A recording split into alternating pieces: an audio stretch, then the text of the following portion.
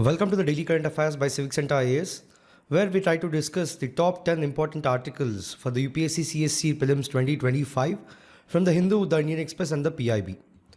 Displayed are the list of topics which we have chosen for today's discussion. The first article of the day says that during an internal survey, the Archaeological Survey of India has found that 250 of its protected monuments are currently registered as WAC properties according to the Indian Express article. So in this context, we'll talk about the Archaeological Survey of India.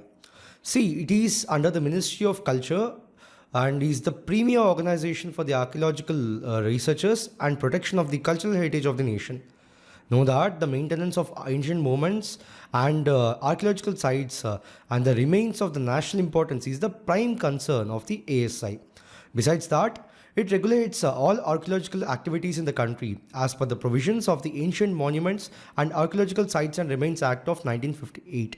Significantly, it also regulates the Antiquities and Art Treasure Act of 1972. Furthermore, for the maintenance of the ancient monuments and archaeological sites and the remains of the national importance of the entire country is divided into 24 circles.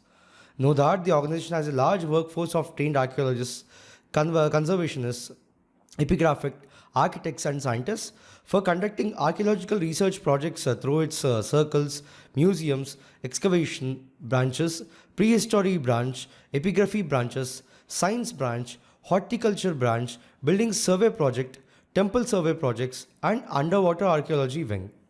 The second article of the day says that after heavy selling in the past 2 months, foreign investors have staged a strong comeback to Indian equities with a net investment of 24,454 crore in the past week of December amid stabilizing global conditions and expectations of the potential US Federal Reserve rate cuts.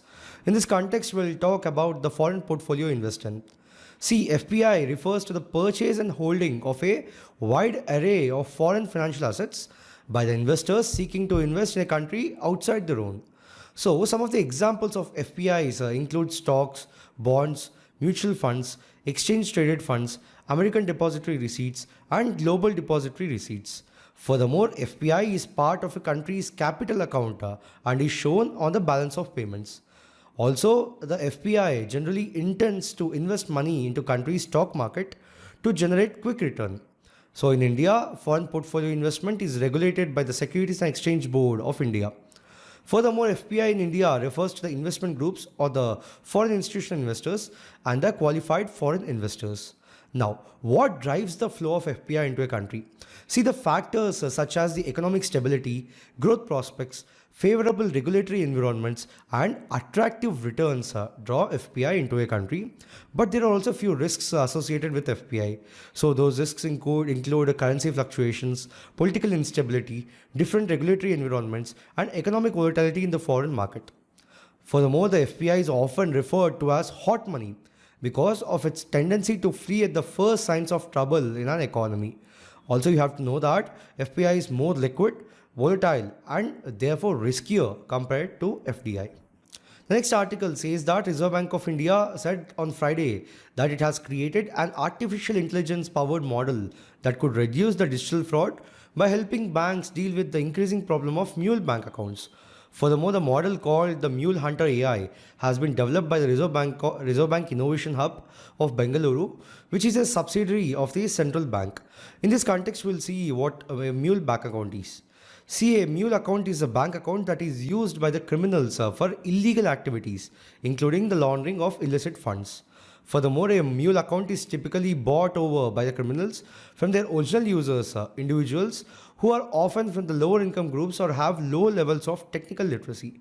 So the related term money mule is used to describe the innocent victims who are used by the criminals to launder stolen or illegal money via their bank accounts. When such incidents are reported, the money mule becomes the target of the police investigations because it is their accounts that are involved while the actual criminals remain undetectable. Now, there are different types of money mules also. So the money mules are the individuals who facilitate the money laundering by receiving and transferring illicit funds through their bank accounts. They play different roles depending on their level of awareness and intent. So here are the main types of money mules. The first one is the victim mule, where the involvement is unknowingly has their account compromised by fraudsters. Then we have missile Mule, where they unknowingly sends or receive money from a fraudster. Then thirdly, we have the deceiver Mule, where deliberately opens an accounts using stolen or fake identities to facilitate illegal transactions. Then we have peddler Mule, where the account holder or the person sells access to their genuine account to a fraudster. Then lastly, we have the accomplice Mule, where the person willingly opens a new account or uses an existing account to transfer money for a fraudster. The next article says that the 16th Finance Commission arrived in Kerala on a 3-day visit on Sunday as part of preparing its recommendations. In this context, we will talk about the Finance Commission of India, then the recommendations of the 15th Finance Commission. See, the Finance Commission in India is a quasi-judicial body constituted by the President of India under the provisions of the Constitution of India. Since it is established directly under the provisions of the Constitution, it is a constitutional body. Furthermore, it is not a permanent body and the President of India constitutes the Finance Commission every 5th year or at such earlier times as he or she considers necessary. Now, moving on to talk about the functions of the Finance Commission. Firstly, the distribution of net proceeds of taxes to be shared between the centre and the states and the allocation between the states of the respective shares of such proceeds. Then secondly, the principles that should govern the grants in aid to the states by the centre, that is out of the Consolidated Fund of India. Thirdly, the measures needed to augment the Consolidated Fund of a state to supplement the resources of the panchayats and the municipalities in the state on the basis of recommendations made by the State Finance Commission. And lastly, any other matter referred to it by the President in the interests of sound finance. Now, if we have to talk about the recommendations of the 15th Finance Commission, see, the Commission has recommended maintaining the vertical devolution at 41%, which is the same as in its interim report for 2020 and 21. Note that it is at the same level of 42% of the divisible pool as recommended by the 14th Finance Commission. Furthermore, it has made a required adjustment of about 1% due to the changed status of the erstwhile state of Jammu and Kashmir into the new UTs of Ladakh and Jammu and Kashmir. So here are some of the other recommendations related to horizontal devolution, revenue deficit to states, and many other points. You can just have a look. Next article says that 5 months after 3 criminal laws came into effect in the country, Chandigarh has become the first among all the states and union territories to implement the laws in their entirely. In this context, we'll talk about the new criminal laws of India. See, these laws passed by the Parliament aim to update the Indian criminal justice system framework by replacing the Indian Penal Code of 1860, the Criminal Procedure Code of 1973, and the Indian Evidence Act of 1872. So the Bharatiya Nyaya Sanhita, Bharatiya Sakshya Adhiniyam, and Bharatiya Nagarik Suraksha Samhita replaced the Indian Penal Code of 1860, the Indian Evidence Act of 1872, and the Code of Criminal Procedure of 1898. Now, if we have to look at the key features of these acts, first let us talk about the Bharatiya Nyaya Sanhita Act of 2023. See, it replaces the Indian Penal Code of 1860 and will have 356 sections instead of earlier 511 sections. 175 sections have been changed, 8 new sections have been added, and 22 sections have been repealed. Note that the Act removes this offence of sedition and instead it penalizes the following. Firstly, exciting or attempting to excite secession, armed rebellion, or subversive activities. Secondly, encouraging feelings of separatist activities. Or thirdly, endangering sovereignty or unity and integrity of India. Then the Act defines terrorism as an act that intends to threaten the unity, integrity, and security of the country, to intimidate the general public or disrupt the public order. So it also defines organized crime and imposes penalty. Furthermore, the Act allows death penalty for gang rape for women below 18 years of age. Also, the Act penalizes the act of sexual intercourse with a woman through deceitful means with a simple or rigorous imprisonment up to 10 years and fine. Now, moving on to talk about Bharatiya Sakshya Adhiniyam. See, it repeals the India Evidence Act of 1872 and now have 170 sections instead of earlier 167. So, the 23 sections have been changed, 1 new section has been added, and 5 have been repealed. So the Act provides rules for the admissibility of evidence in legal proceedings. Furthermore, the new Act retains several parts of the earlier Act. Then it removes certain colonial references from the Act, widens the ambit of electoral records admissible as evidence, and removes provisions related to telegraphic messages. Furthermore, the Act provides for two kinds of evidence, which is documentary and oral evidence. So, the Act provides that electronic or digital records will have the same legal effect as paper records. Lastly, the law expands the definition of documents to include electronic or digital records, emails, server logs, computers, smartphones, laptops, SMS, websites, locational evidence, mails, messages on devices, and all. Now, thirdly, we have the Nagarik Suraksha Sanhita of 2023, which will replace the Criminal Procedure Code of 1898, now has 533 sections. 160 sections of the old law have been changed, 9 new sections have been added, and 9 sections have been repealed. So, the Act provides that all trials, inquiries, and proceedings may be held in electronic mode. Then, the Act mandates forensic investigation for offences punishable with at least 7 years of imprisonment. Then, the Act prescribes the timelines for various procedures. For instance, it requires medical practitioners who examine rape victims to submit their reports to the investigating officer within 7 days. Then, other specified timelines include giving judgment within 30 days of completion of arguments, informing the victim of the progress of the investigation within 90 days, and lastly, framing of charges by a sessions court within 60 days from the first hearing on such charges. The next article says that the Confederation of Indian Industry, in short called the CII, has suggested that the government stick to the physical deficit target of 4.9% of the GDP for 2024-25 and 4.5% for 2025-26, cautioning that overly aggressive targets beyond these could adversely affect India's economic growth. In this context, we'll talk about the Confederation of Indian Industry. See, CII is a premium non-governmental, not-for-profit industry-led organization in India.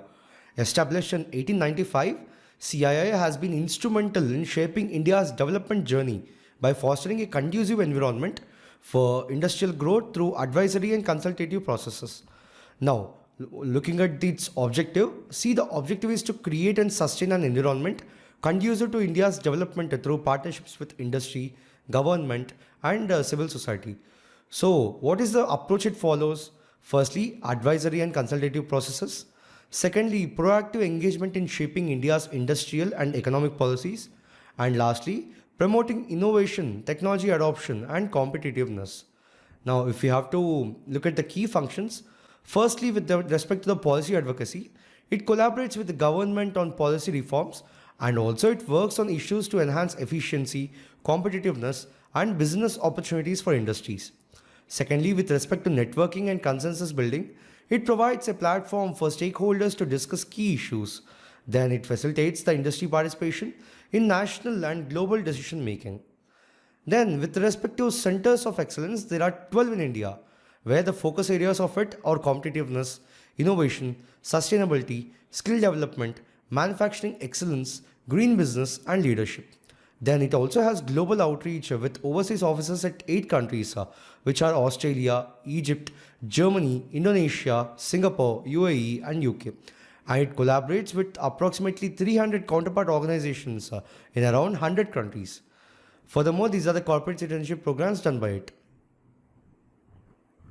The next article says that the foreign direct investment inflows into India have crossed $1 trillion milestone in the April 2000 to September 2024 period, firmly establishing the country's reputation as a safe and key investment destination globally.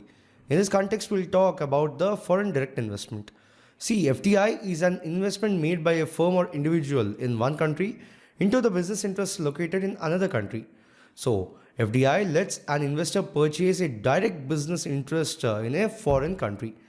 Some of the common ones include firstly establishing a subsidiary in another country, then acquiring or merging with an existing foreign company, or it may be even starting a joint venture partnership with a foreign company. So, apart from being a critical driver of economic growth, FDI has also been major non-debt financial resource for economic development of India. Furthermore, It is different from foreign portfolio investment, where the foreign entity merely buys stocks and bonds of a company. The next article says that a total of 82 companies out of top 100 bank defaulters of 2019, including some of the highest companies run by prominent industrialists, landed in the National Company Law Tribunal under the Insolvency and Bankruptcy Code of 2016. And out of this, nearly one-third of the companies went into liquidation over the years, suggesting banks would have hardly recouped any money. In this context, we'll talk about the National Company Law Tribunal, in short called the NCLT. See, it is a quasi-judicial body in India that adjudicates matters related to corporate law. Know that NCLT was set up to replace the erstwhile Company Law Board and the Board for Industrial and Financial Reconstruction. Significantly, the Eradi Committee of 2000 first recommended the constitution of an NCLT. Know that the objective of it is to provide a specialized forum for the resolution of disputes and matters pertaining to company law and Insolvency and Bankruptcy Act of 2016. Now, if we have to talk about the powers of NCLT, firstly, it has been given wide powers under the Companies Act of 2013 to adjudicate the cases initiated before the Company Law Board under the previous act, which is the Companies Act of 1956. Then all the proceedings pending before any district court or high court under the old act. Then the cases pending before the Board for Industrial and Financial Reconstruction, including those pending under the Sick Industrial Companies, Special Provisions Act of 1985. Then also the appeals or any other proceedings pending before the Appellate Authority for Industrial and Financial Reconstruction. Then the fresh proceedings pertaining to claims of oppression and mismanagement of company, winding up the companies and all other powers prescribed under the Companies Act. And lastly, the Insolvency and Bankruptcy Code of 2016 also provides wide powers to NCLT to adjudicate upon the solvency resolution process and also the liquidation of corporate debtors. The next article talks about India's digital revolution. In this context, we'll just look at the key components of India's digital infrastructure. So firstly, we have the data centers, which are the backbone of digital transformation. So the data centers are central to the supporting of increasing demand for cloud computing, data storage, and AI or machine learning applications. Furthermore, the national data centers in cities like the Delhi, Pune, Bhubaneswar and Hyderabad provide robust cloud services for government ministries and public sector undertakings. Know that the National Data Center of Northeast region, launched in 2020, aims to address the digital divide in the northeastern region of India. So as of now, India's data centers boast a storage capacity of 100 PB and employ over 5,000 services, ensuring data security, scalability, and disaster recovery.